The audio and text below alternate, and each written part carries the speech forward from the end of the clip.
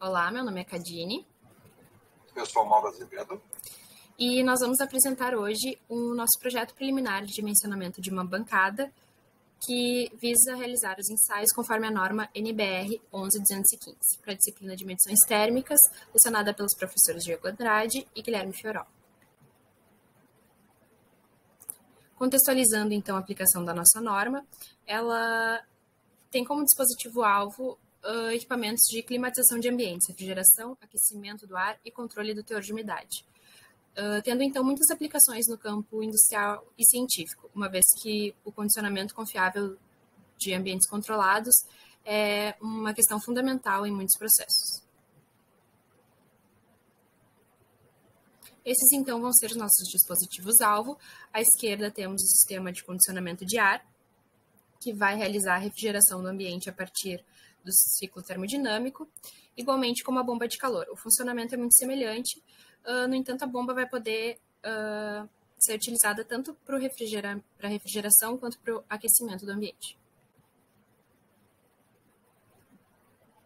Iniciando, então, uma revisão da norma pelo escopo, ela visa a determinação da capacidade de resfriamento e aquecimento destes instrumentos.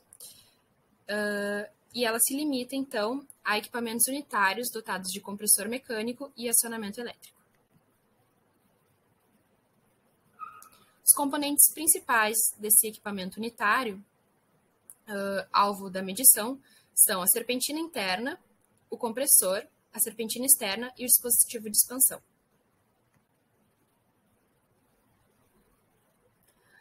Os equipamentos, então, podem ser classificados quanto ao arranjo e quanto ao método de troca de calor da serpentina externa. Quanto ao arranjo, as partes do equipamento, compressor, serpentina, interna e externa, vão estar num gabinete único, ou podem as serpentinas interna e externa estarem em gabinetes separados. Quanto ao método da troca de calor, podem ser por resfriamento de ar, água, condensação com resfriamento evaporativo. O procedimento, então, traz essas etapas de avaliação, iniciando, então, por selecionar as condições a serem empregadas no ensaio, em seguida o método e o respectivo roteiro, os instrumentos, então, a escolha dos instrumentos de medição para o ensaio, condução do ensaio e, por fim, o cálculo dos resultados, das capacidades de refrigeração e aquecimento. A norma, então, lista 5 métodos para ensaio desses equipamentos. Método de entalpia do ar para o lado interno, lado externo, calibração do compressor, vazão do refrigerante volátil e método da serpentina externa de água. A gente escolheu, então, o método da entalpia do ar, aplicando ela ao lado interno do equipamento. O princípio, então, é determinar a capacidade de resfriamento ou aquecimento a partir das medidas de temperatura de bulbo seco e bulbo úmido na entrada e na saída da serpentina, como está exemplificado aqui na imagem. Alguns requisitos, então, para a aplicação desse método são condições internas de velocidade de ar nas proximidades do equipamento inferior a 2,5 metros por segundo e condições externas de boa circulação do insuflador. E aqui estão dispostas as distâncias necessárias para que ele possa funcionar conforme o padrão dele de operação. A medida de vazão de ar, então, vai ser feita por um dispositivo de bocal. O ar vai entrar, então, aqui na câmara de entrada, vai passar pelos bocais e, então, vai ser descarregado por uma divisória de um ou mais bocais. A medição, então, aqui é feita pelo tubo de pitot.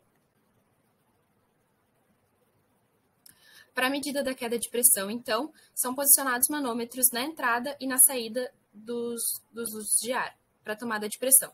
Essas pressões estáticas, então, são tomadas e a configuração de disposição desses manômetros vai variar um pouco de acordo com o tipo de descarga do equipamento. Nesse caso aqui, a gente tem uma medição da queda de pressão para descarga simples, sem ventilador. A medição de temperatura, toda ela é feita de acordo com a norma ABNT-NBR 10085. né? Então, nessa norma, ela descreve a maneira correta do uso dos termômetros, termopares, termômetros resistivos, entre outros equipamentos de medição de temperatura. No método de entropia do ar, né, o cálculo ele é feito com essas 4 equações, né, e cada item está descrito aqui ao lado, né, não convém agora escrever item por item, porque isso é parte para o próximo trabalho. Agora sim, iniciando o dimensionamento da nossa bancada de ensaio.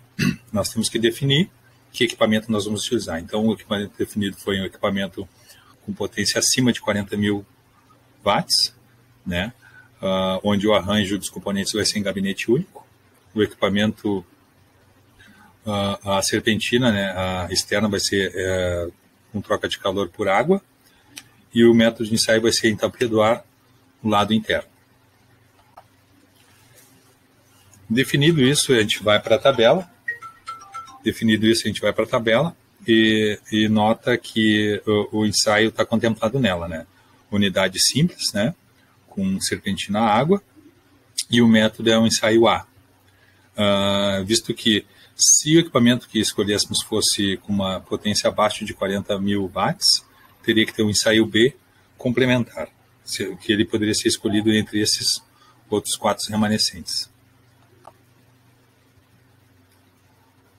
Então, tem que se ver os parâmetros, né, para a escolha dos instrumentos. A gente começou a fazer isso, mas era um detalhamento muito grande, que também fica para o próximo trabalho.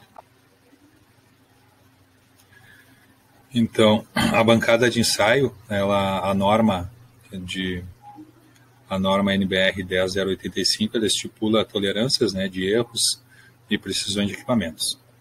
Então, a segunda norma, né, um possível equipamento para nossa bancada de ensaio, né, seria um termopar do tipo T, que ele contempla a temperatura de menos 60 até 90 graus Celsius.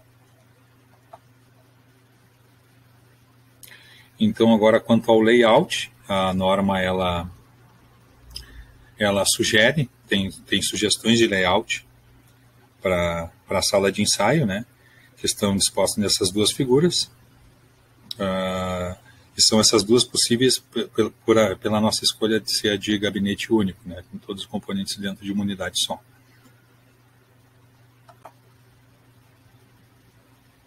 Então, nós fizemos um esboço 3D, né, tentando mostrar aqui um tamanho real da sala de ensaio, né, que seria com a unidade de ensaio lá aqui colada à parede, né, os manômetros, o psicrômetro, né, na entrada e na saída do ar, o dispositivo de medição de vazão e o dispositivo de condicionamento ambiente.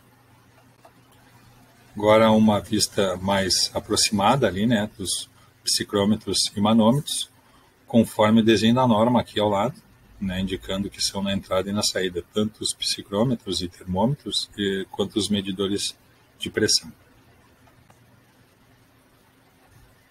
Essa é uma vista superior da nossa bancada de ensaio, onde podemos ver a unidade, né, de ensaio e por onde o ar vai passar, né, para medir a vazão. Depois ele volta para a sala de condicionamento de ambiente e retorna novamente para a unidade de ensaio, como está no esquema 2D aqui ao lado. Aqui são as referências. Agradecemos.